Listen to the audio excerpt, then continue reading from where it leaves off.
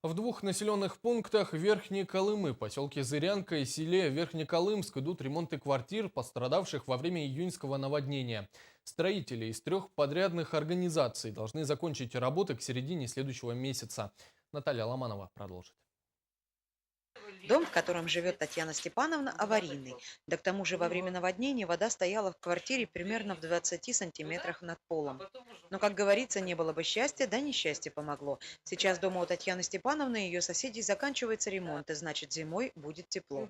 По сравнению с тем, что было, уже чувствуется тепло, во-первых.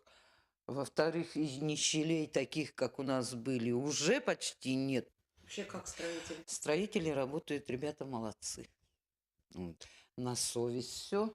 Во время июньского паводка в Зырянке и селе Верхнеколымск пострадало более 120 зданий.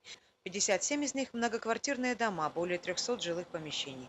В аварийных домах сейчас приходится выполнять дополнительные работы по укреплению строений. Ко всем остальным квартирам, независимо от того, был под водой чистый пол или только черный, подход одинаков. Находилось вместо утепления шлаки, у кого-то грунт, у кого-то земля, у кого-то бог знает что дальше. Мы все равно в этих домах утепляем черный пол, заменяем настил черного пола, и частично идет замена чистого пола, сверху ДВП и потом линолеум. На данный момент работы произведены примерно на 75–80%. Во время очередной встречи с жителями Зырянки директор Республиканской исполнительной дирекции по ликвидации последствий весеннего паводка Дмитрий Лепчиков заверил, что к 15 ноября ремонты будут закончены полностью. Наталья Ломанова, НВК «Саха», Зырянка.